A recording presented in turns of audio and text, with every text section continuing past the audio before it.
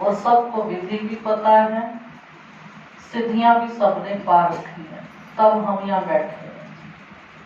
अगर सिद्धि नहीं होती तो हम यहाँ इतने समय बैठ भी नहीं सकते। सिद्धि का अर्थ है अनुभव, कि हम सबको योग के अपने अपने तरीके से अनुभव है।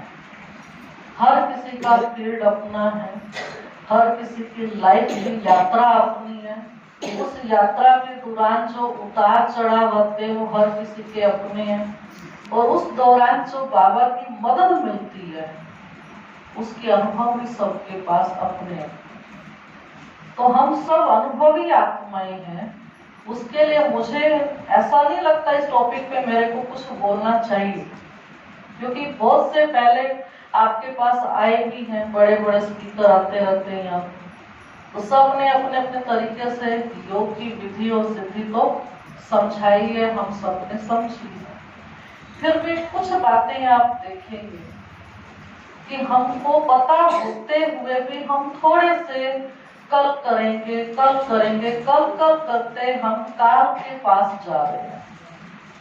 भले हमको पता है योगी है हम, परमात्मा एक ही बार संगम युग में आके भाग्य बांटता है। परमात्मा इस समय जितना लेना चाहे हम उससे ले, सब बातें पता है हम। उसके बावजूद आप देखेंगे हमारा आलस्य और अलबेलापन 100% किस किस का खत्म हो गया? 100%। देखो नहीं हो सकता। अभी तक माया से युद्ध चल रही है ना? 6 दिन 10 दिन 15 दिन महीना 2 महीना लगता है, हम जीत गए। फिर एक दिन में इतना जबरदस्त माया आती है, वो जीत जितनी थी उतनी ही भारी हार हो जाती है।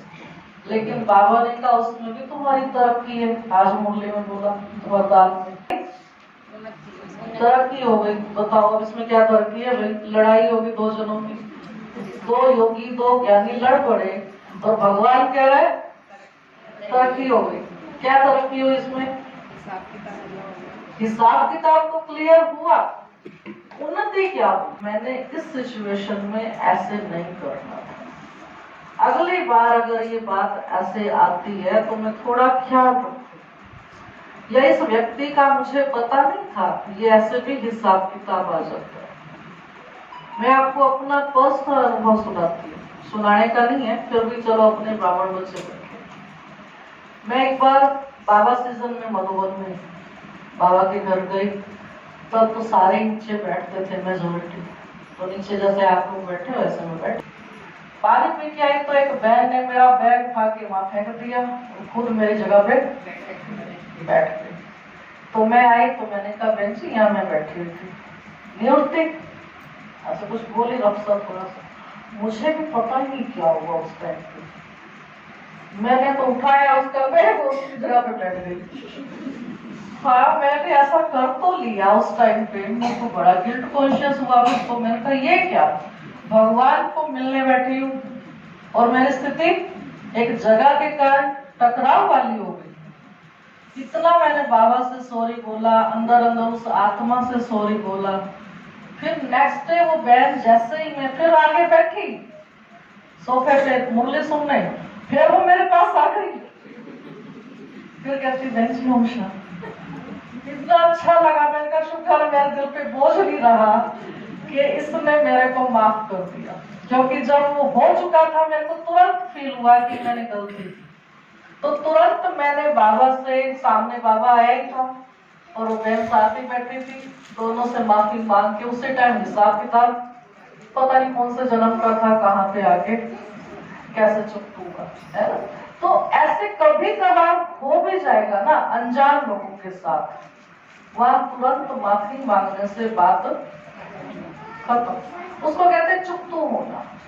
और जहां कहीं हमारा होने के बाद अंदर अंदर बढ़ता जा रहा है, और नफरत बढ़ रही है और उसके प्रति नेगेटिविटी बढ़ रही है, तो समझो मेरा हिसाब किताब और बन रहा है।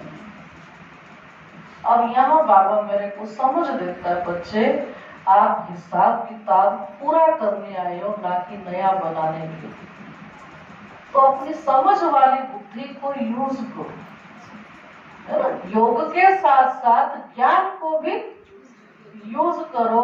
ज्ञान क्या कह रहा है कि अब वापस घर चलना है तो हिसाब किताब पूरे करने हैं, ना कि मैंने नए हिसाब किताब अब जोड़ने हैं।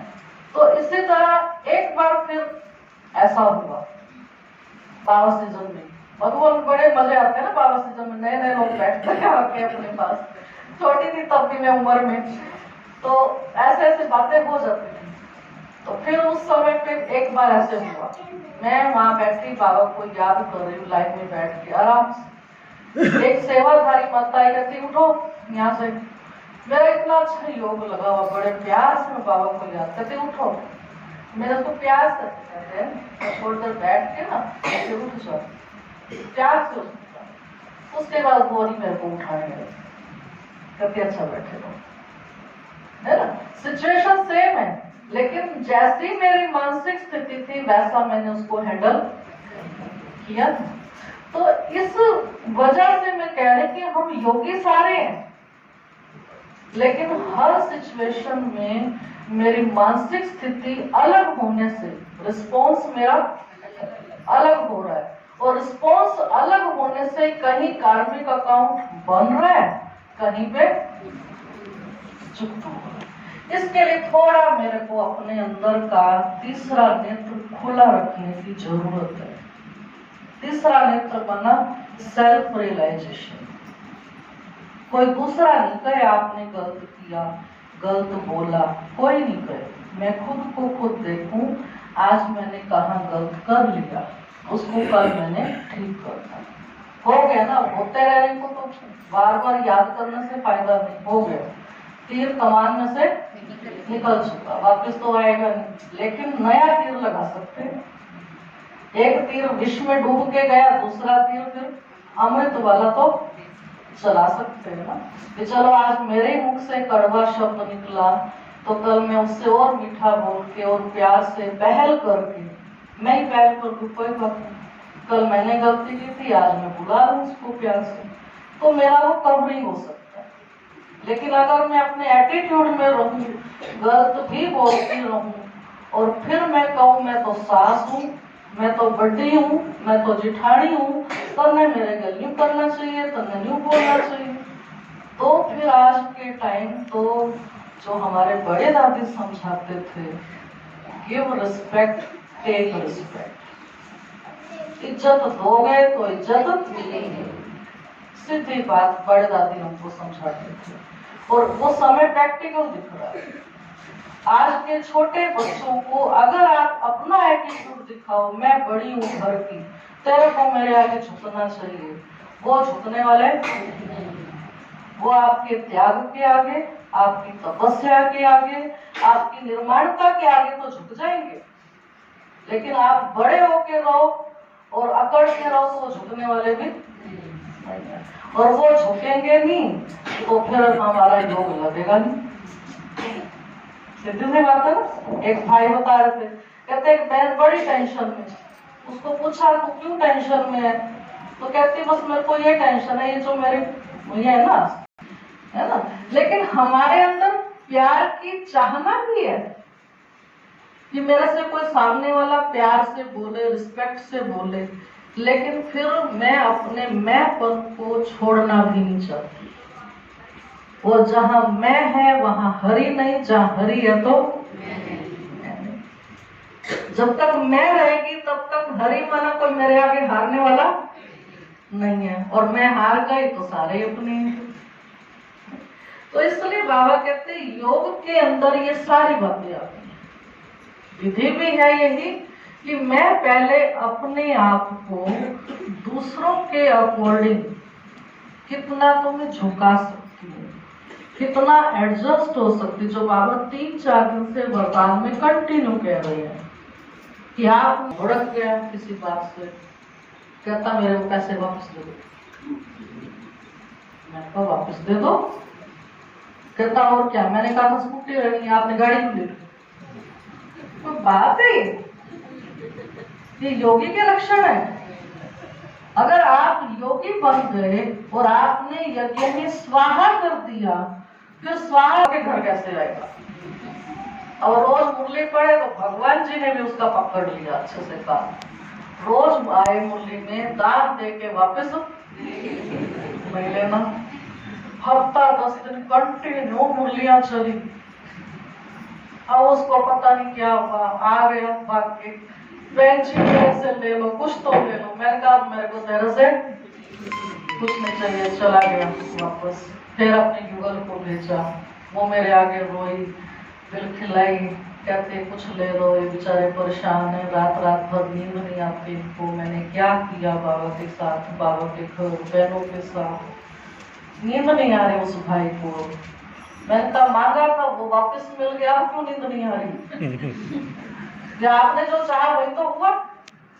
लेकिन नहीं जी, आखिर वो माता का प्रेशर मैंने देखा।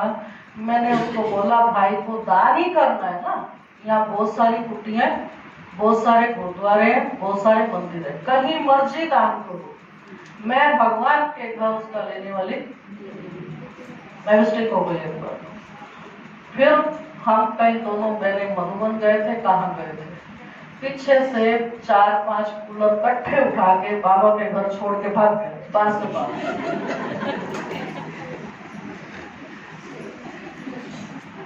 ये शिव बाबा कैसा खेल खेलता है। जैसे बेंजिन चाहेगा तो लेगा, नहीं चाहेगा तो। अब ये उसकी कमाल है ना। अब वो जब दे के गया तब उसको शांति से नींद आनी शुरू हुई। फिर एक बार फिर कुछ हो गया, फिर क्योंकि वो थोड़ा सा वो होते हैं ना, जो ईगो प्रॉब्लम होती है कईयों को, बहुत ज्यादा मेल ईगो ज्यादा होती है मेरे से। अब इस बात को बहुत हो गया। मैंने हर बार इस बात भाई को छोड़ा, लेकिन अब की बात नहीं छोड़ी। बाबा को बोल के आ गए, चलो बात आई गई, खत्म हो गई। थोड़े दिनों बाद फिर कुछ हुआ तो मेरे को अंदर से हुआ कि मैं बाबा को सॉरी बोल के आती हूँ। मैंने बाबा को बोला बाबा गलती हो गई, माफ करना। अच्छा, मैं बाबा को ऐसे बोल के पलट रही, वापिस आ रही, बाबा मुझसे आवाज आती है अंदर से, जैसे फील हो रहा है, मैं तुमको माफ तब करूंगा जब तुम दूसरों को माफ करो। आवाज बोला, ऐसा नहीं कि मेरे को कोई मेरा सपना है कि कुछ है, जैसे बाबा अंदर से मेरे को मेरी बात का जवाब दे रहा है, तो माफ करूंगा जब तू दूसरों को माफ करेगी। मैंने कहा अच्छा, आज ही छोड़ दिया उसको मैंने, बस है ना। ये सच में बड़ा कमाल की अंदर की खेल चलती है उसकी। जो बाबा कहता है मैं बिन आंख के देखता हूँ, बिन कान के सुनता हूँ, बिन पैर के चलता हूँ, बिन हाथ कर्म कर लेता हूँ, क्योंकि 1000 भुजाओं वाला। उधर से तो कहता है मैं बिन हाथ का हूँ, उधर से कहते हैं 1000 भुजा वाला है। तो दोनों बातें एक दूसरे के अपोजिट नहीं है ना।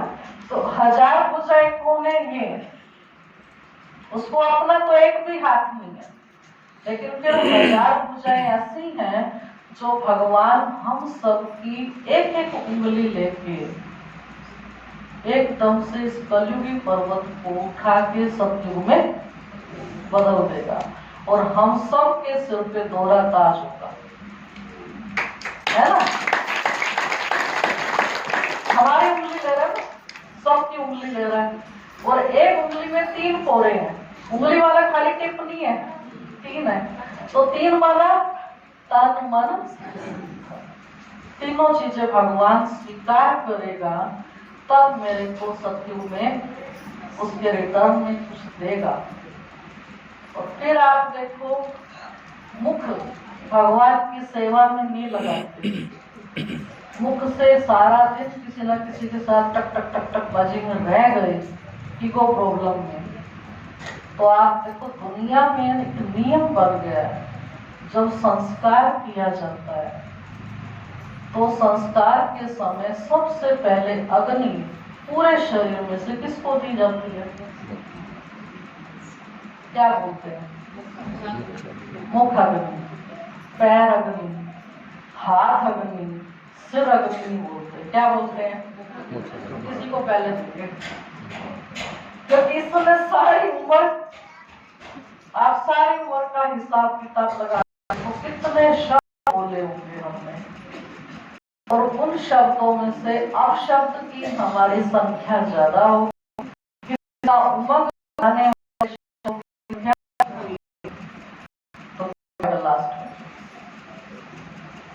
है ना। दुनिया के अंदर पहले से ही सिस्टम बन गया ना, क्योंकि भगवान ने तो अब मेरे को ट्रेनिंग देनी शुरू कि बच्चे अब अपने मुख को आप क्या बनाओ, आपके मुख से ज्ञान रतन निकलते थे, रत्नों की खान बना, पर मुख से रतन तब निकले ना जब यहाँ पे रतन होंगे।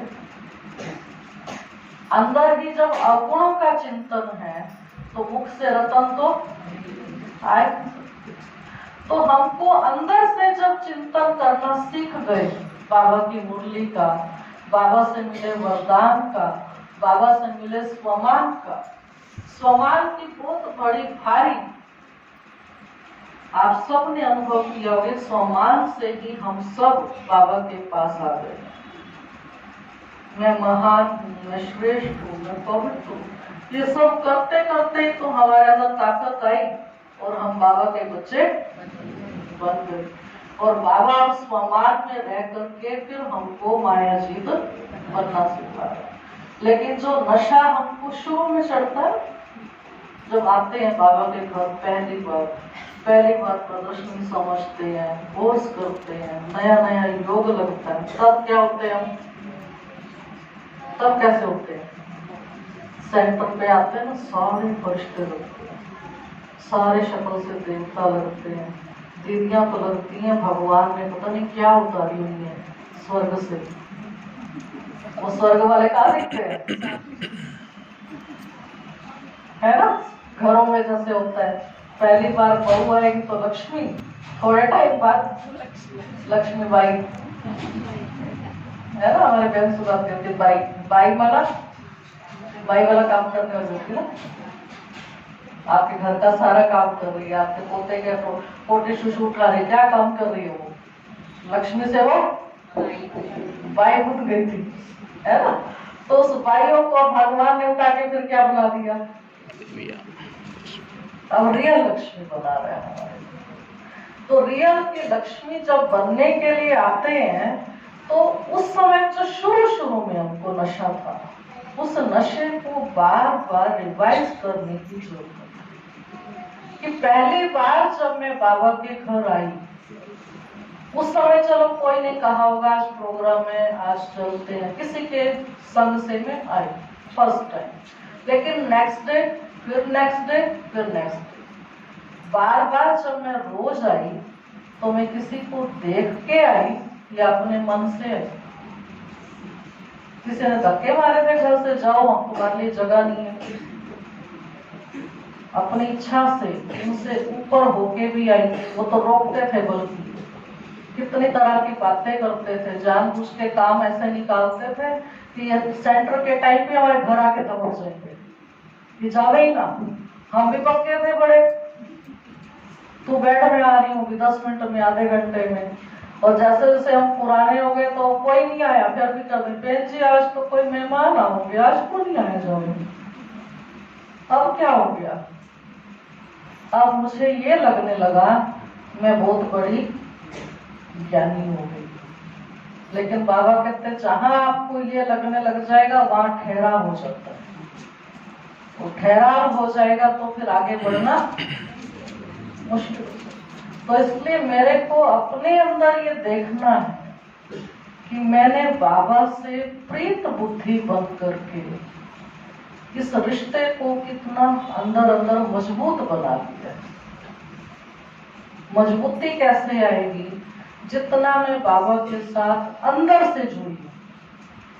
बाहर से भले आपको कभी लगता है मैं सेंटर पे हफ्ते में 2 दिन आ रही हूँ दूरी के कारण, या फिर कभी 15 दिन में आ पा रहे हैं, लेकिन अंदर की मेरी बाबा के साथ रगे की चुकी है। और कोई रोज आते हैं बाबा के घर, रगे नहीं होती,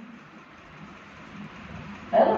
तो वो रोज आने वाले भी कुछ नहीं ले सकते अगर रग नहीं जुड़ी, और ना आने वाले भी रगे जुड़ने से, कई बार मुरली में आता ना साकार में बाबा को जिन्होंने देखा नहीं, बांधेली हैं, पर वो छुटेलों से आगे।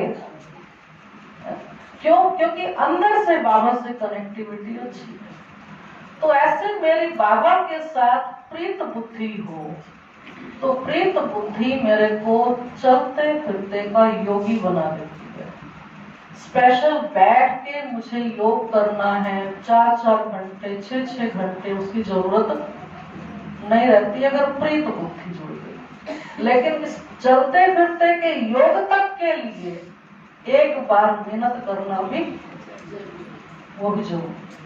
क्योंकि मेरा दिमाग कलयुगी दिमाग था ना एकदम से, उस कलयुगी दिमाग को फिर ये संगम पे लाने के लिए थोड़ा तो टाइम लगेगा।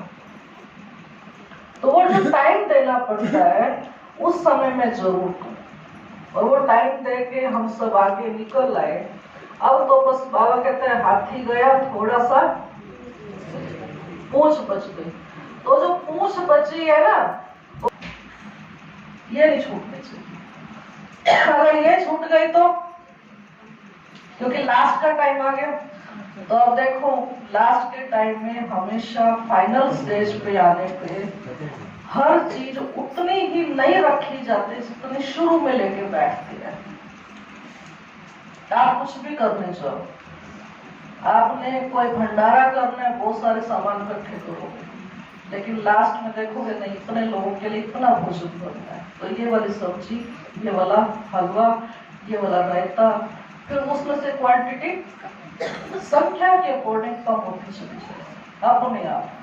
तो ऐसे बाबा ने एक बार कम सारे भर्ती कर लिए, अब लास्ट में फिर उसने जानने है ना किसको कहाँ सेट करना है, तो सेट करने की हमारी देखने के लिए कैपेसिटी में कहाँ बैठ सकती है। बाबा पेपर भी ले रहा है, लेकिन इस पेपर के दौरान हमको, मैं आपको अपना बताती हूँ, पहले मैं बहुत अंदर से घबराती थी, कोई बात हो जाती। फिर पीछे भट्टी में गए थे हम, तो वहां पे ना एक गीत बाबा का बहुत बार सुना हुआ था, लेकिन उस दिन जैसे कह लो कि उसकी रहमत थी, विशेष ध्यान गया उस लाइन पे। तो गीत है, ये मत कहो खुदा से मेरी मुश्किलें बड़ी है, ये मुश्किलों को कह दो। उसमें वो एक लाइन आई थी कि भगवान ने तुम्हें गढ़ा है तूफानों से लड़ने के लिए, गढ़ा ही तुमको लड़ने के लिए, फिर डरने की तो रखिए, तो मुझे घबराने की जरूरत नहीं है। वो अंदर से एक बात क्लिक हुई, ऊपर से एक पॉइंट मिल गया। मोइनी दीदी न्यूयॉर्क वाले जो आए हुए वहां पे, उनकी क्लास थी कि जब जब आपके जीवन में विघ्न आए, समस्या आए, तब तब आप ये समझना भगवान के नए रूप की मदद का अनुभव करने का टाइम आ गया। ये नहीं समझना कि मेरा सामने पेपर आ गया, अब बाबा कोई नए रूप से अनुभव कराएगा, क्योंकि भगवान की मदद के तो 2500 साल से कथाएं सुनी है हमने कि भगवान जिसका मददगार बन जाए तो उसके साथ क्या नहीं ठीक हो सकता है ना। सुनते थे, गूंगा बोलना शुरू कर देता है, लंगड़ा पहाड़ लांग जाता है, अंधा देखने लग जाता है, बहरा, ये कहते थे हमारे को पढ़ते थे हम संस्कृत में, हमारे लेसन में आता था। तो तब तो हमने बस ठीक है रट्टे मारे और पेपर देके पास हो गए, अब समझ आती है ना। सच में हम सारे गूंगे थे, ज्ञान बोलना ही नहीं आता था, है ना। और मैं तो ऐसी थी, बाबा के घर आने से पहले किसी से कोई घर में मेहमान आए तो ओम शांति किया, फिर अपने काम में लग गए, राम राम करके। और बाजार जाना पड़ता था ना, तो कोई चीज लेनी है, मम्मी को ऐसे पकड़ के रखती थी और उसके कान में कहती थी ये वाली लेनी है, दुकानदार को नहीं कहती थी ये दे दे, ऐसा था हाल बोलने में। और बाबा के घर है ना, तो कितना चेंज किया ना बाबा ने लाइफ को। कैसे थे हमारे अंदर शाइनेस, कितनी शर्म आती है, ऐसे होते हैं। क्योंकि दादी कहते थे शर्म करना भी ते अभिमान है, देहाभिमान में रहेंगे तो शर्म आएगी आपको। आप आत्म अभिमान में रहेंगे, आपके मुख से एक्यूरेट बात निकलेगी। शर्म करने की तो कोई बात नहीं। शर्म तो लोगों को आनी चाहिए जो चौराहे में बैठ के ताशें खेलते सुबह से रात कर देते हैं। शर्म उनको आनी चाहिए जो शराब पी के लड़ाइयां करते, काका घूमते हैं। शर्म उनको आनी चाहिए जो व्यभिचारी होते हैं। हम तो भगवान का ज्ञान सुना रहे तो हमको शर्म करेंगे, है ना। तो इसलिए जब बाबा के बनते हैं तो गूंगे बोलने शुरू हो जाते हैं। कान बहरे थे, ज्ञान की बात नहीं सुनते थे किसी के भी। हम सीधे बोलते थे अपना ज्ञान अपने घरे रख, कहते थे ना। अब समझ में आया मेरे पास के लिए ज्ञान है, थोड़े के दूसरे के लिए। अब भगवान का ज्ञान मिला तो मेरे कानों ने सुनना शुरू किया। अंदर गया तो मेरा योग लगना शुरू हो गया। तो मेरे कान भी सुनने लग गए, है ना। आंखें जो अंदर अंधी थी, बस ऊपर की चमड़ी का रूप देखा, कोई सुंदर है तो हाय हेलो कर ली, कोई बेचारा ऐसा साधारण सा ढीला ढाला है, मुंह बढ़ा के चलते बड़े। अब पता लगा बाबा ने कैसे कैसे उनको अपना दिया। मधुबन में हम जाते थे ना, तो जिनको पहले हम लोग हबशी कहते थे, बिल्कुल वेस्ट इंडीज होते हैं, बिल्कुल कॉलेज, है ना, जिसको हम अपनी भाषा में कहते हैं उल्टा तवा है। तो ऐसे ऐसे लोग जब बाबा के घर बैठते आके, और बाबा उनको देख के जो झूमता था, जो खुश होता था, जो वरदान देता था, तब समझ में आया कि देखना किसको है, इसको नहीं देखना, इसको देखना। तब फिर वो भेद निकल गया, किससे राम राम करनी, किससे सबसे करनी, सारे मेरे बाबा के बच्चे हैं। तो ये आंखें भी मेरी खुल गई, है ना। तो इसलिए भगवान कहते हैं आप लोगों ने सुना जरूर था, प्रैक्टिकल तो अब घटित हो रहा है ना।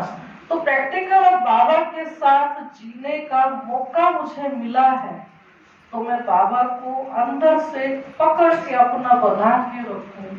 तो रोज एक बार तो कह ही दूं, जो जैसी आप, रोज एक बार तो मैंने अंदर दिल से जरूर, ताकि वो मेरे को संभाल के रखे, मेरे से रूस नहीं जाए, मेरे को नजरअंदाज ना कर दे, अपना बना के रखे।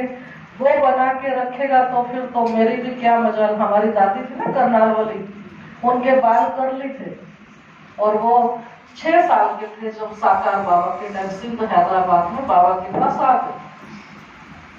तो उनकी बाबा बहुत पेपर लेता था, बहुत। तो एक दिन फिर दादी को बाबा ने कहा चलो तुम योग कराओ, सामने बैठ के योग कराए। जैसे दीदी बैठे ऐसे बैठ गए, तो बाबा कहते देखो देखो ऋषि बैठा हो, तपस्या कर रहा है। गर्ली बाल थे ना उनके, तपस्वी, देखो।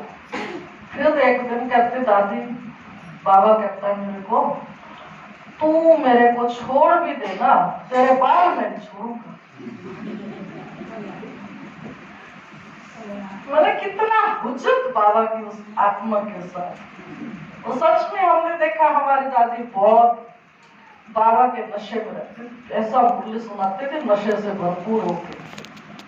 और इतना लास्ट तक हमने उनको देखा। हम छोटे छोटे सेंटर पे आए, आज याद करती हूँ दादी कितना हमारे, अब तो हमारे पास तो अभी से गाड़ियां बाबा ने दे दी हैं सेवा में। उस टाइम पे वो 70 साल की एज थी दादी जब मैं सेंटर पे आई, तब तक उनके पास सेंटर पे गाड़ी नहीं थी।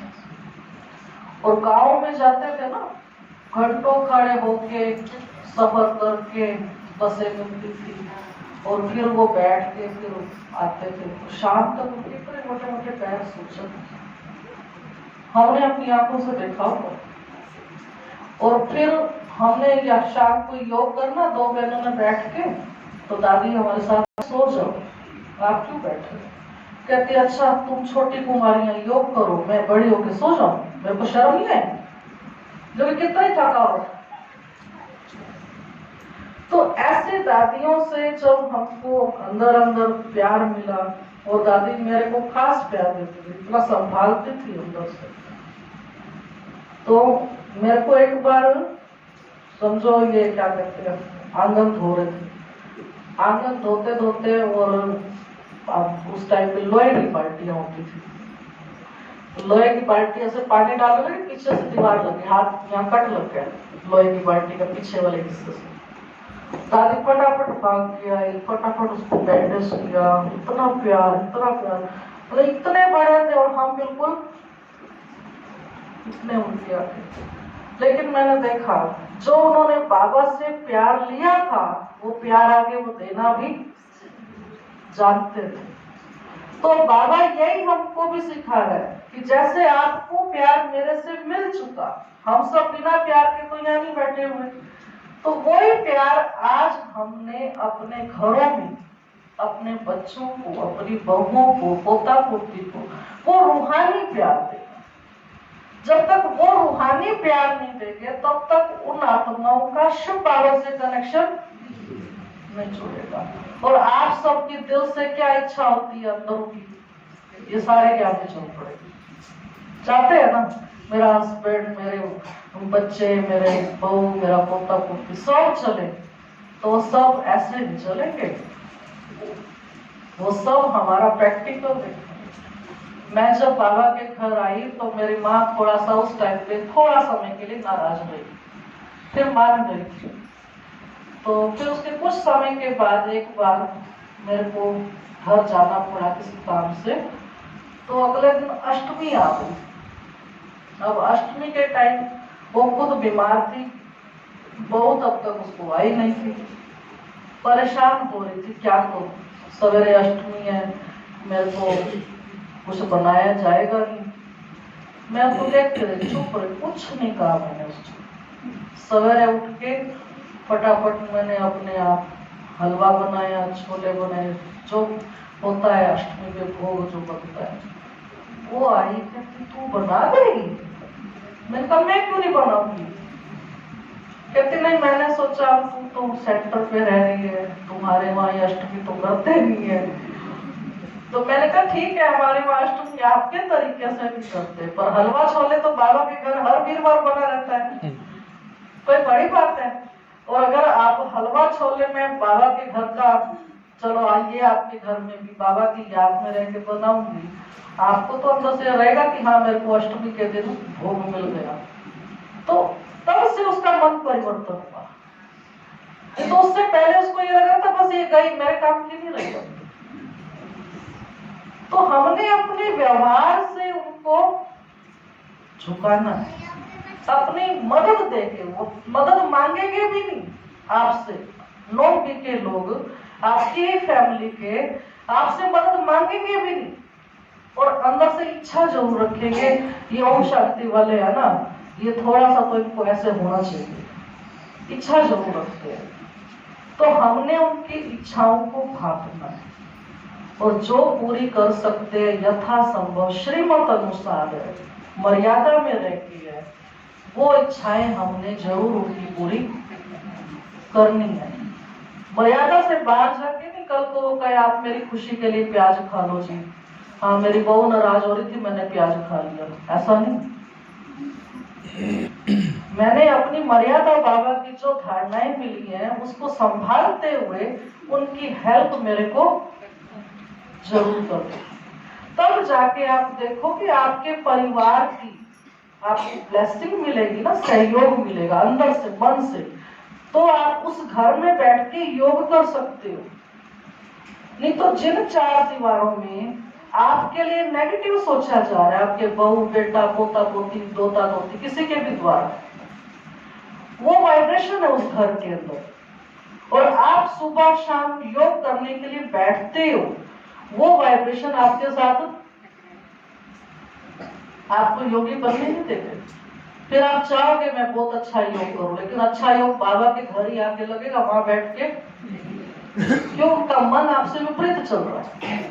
तो इसलिए मैंने थोड़ा सा अपने व्यवहार को योगी वाला बनाना है, क्योंकि योगी बनने में सबसे बड़ा विघ्न हम सबका कोई है, हमारा अपना स्वभाव है, और कुछ भी नहीं है। तो मेरे स्वभाव को मैं अंदर अंदर चेंज करती चलूं, और शिव बाबा के साथ मेरी प्रीत जुड़ी रहे, तब मेरे को योग की विधि भी पता लगती है। और योग की सबसे बड़ी सिद्धि भी यही है, मैं भी संतुष्ट, मेरा परिवार भी संतुष्ट और मेरा बाबा भी मेरे से संतुष्ट। तो आप सब संतोषी देवियों को नवरात्रों की बहुत बहुत मुबारक है, मुबारक। और साथ में आप लोगों का बहुत बहुत थैंक्स है, जो इतना पेशेंस रख के आप बैठे, इतना समय दिया हमको। तो आदरणीय दीदी जी का भी बहुत बहुत धन्यवाद, जो आज हमको यहाँ बुला के। शांति कहते हैं, जहाँ ना पहुँचे रवि वहाँ पहुँचे कवि, और जहाँ ना पहुँचे कवि वहाँ पहुँचे अनुभव। तो ऐसे ही इस ज्ञान में हम अपने बड़ों से अनुभव सुनते सुनते सुनाते और चल रहे है ना। तो ये चेतना दीदी ने जो सुनाया है, ये इनका पर्सनल अनुभव है।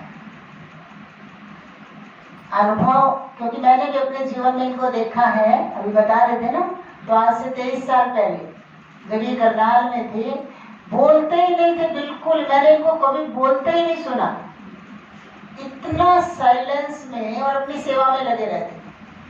बस पी होगी तो मैंने कभी इनके हाथ की चाय तो जरूर पी होगी, का पाया होगा, इतनी पालना भगवान से ली होगी, तो वो कितने अनुभवी होंगे, है ना। और इनके जीवन से ही लगता, अभी भी कई सालों के बाद, जैसे थोड़ा नजदीक आना हुआ भी बता रहे थे, तो अभी जस्ट कर्नाटक गए थे।